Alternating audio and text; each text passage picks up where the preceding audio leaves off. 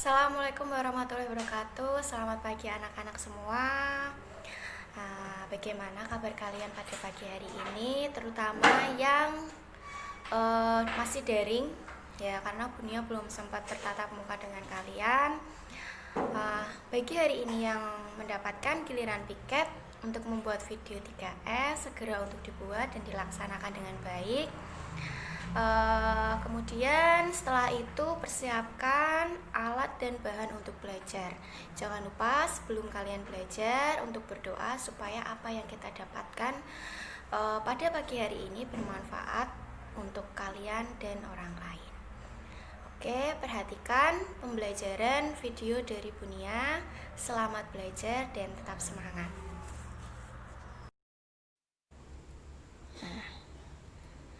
Hari ini kita akan belajar keragaman kenampakan alam dan buatan di Indonesia. Tema 1, subtema 2, pembelajaran 4 pada mata pelajaran IPS. Nah, kalian tahu nggak sih bahwa Tuhan itu telah menganugerahkan negara Indonesia itu berupa hutan, sungai, danau, gunung, pegunungan, ya, yang dimana semua yang beragam itu sangat indah, sangat mempesona, ya. Bahkan tidak semua negara itu memiliki keindahan dan kekayaan itu. Banyak negara yang sebagian wilayahnya itu hanya berupa padang pasir, hamparan es, atau padang rumput. Kenampakan alam pada bentang alam yang ada di Indonesia itu merupakan salah satu yang terlengkap yang ada di dunia, ya, hanya ada di Indonesia. Laut, pantai, daratan rendah, kemudian padang rumput itu juga hanya dapat ditemukan di Indonesia. Ya, bentang alam di Indonesia itu sangat bervariasi dan sangat bermacam-macam.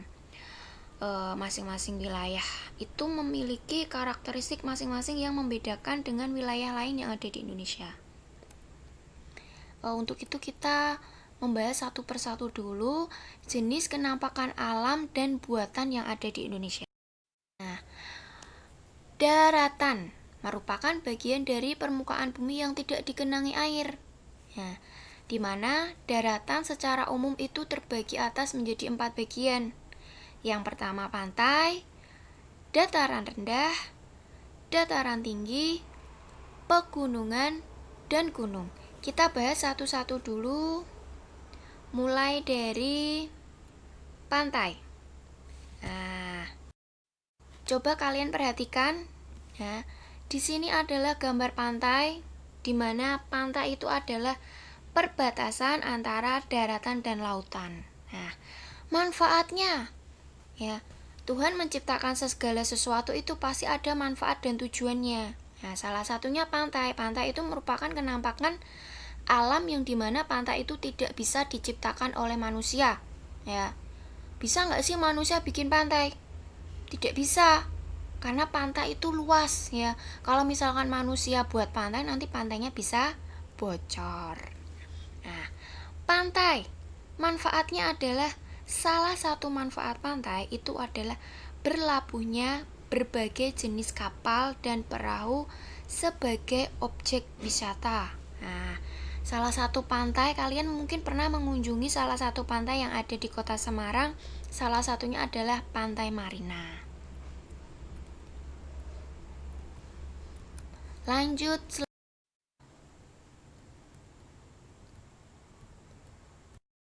Kemudian adalah pegunungan. Nah, kalian sering mendengar istilah atau kalimat pegunungan. Ya, pegunungan adalah rangkaian dari beberapa gunung yang dimana ketinggian dari pegunungan ini adalah 600 meter di atas permukaan laut.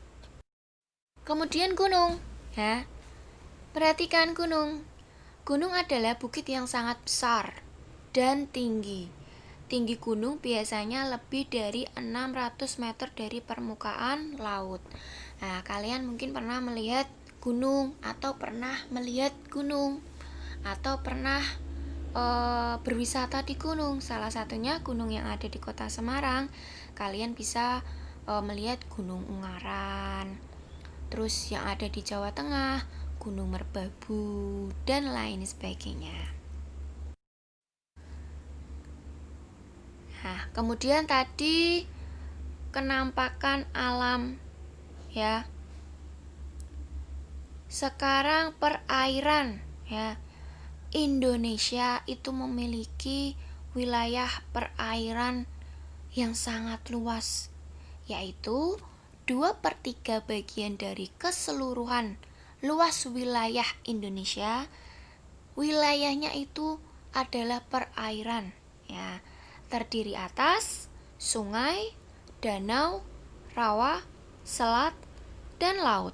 Kita bahas satu-satu. Sungai.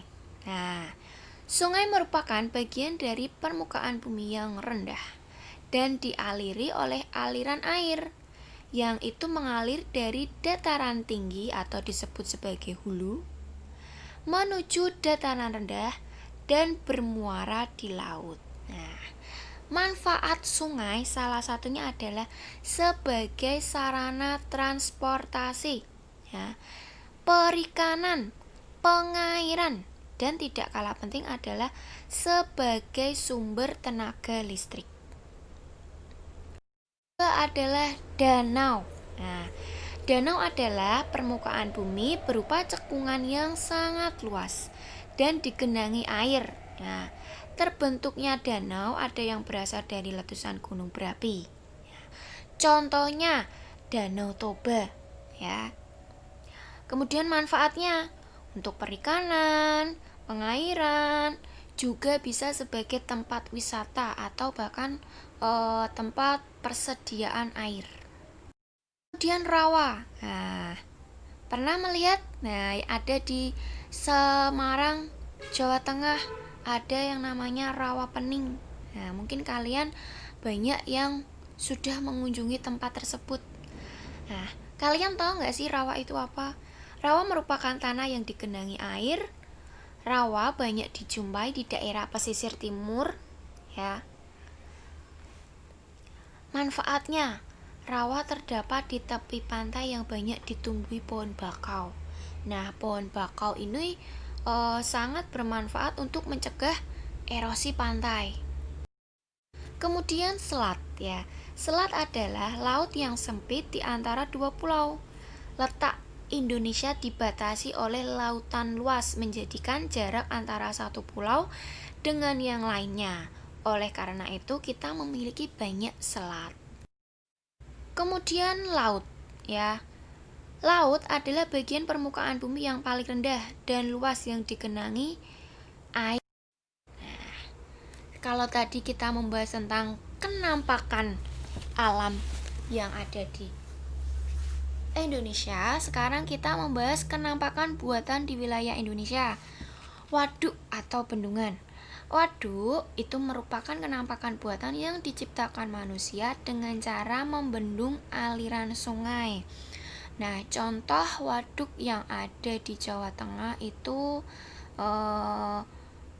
Bendungan Gajah Mungkur. Ya, itu ada di Jawa Tengah.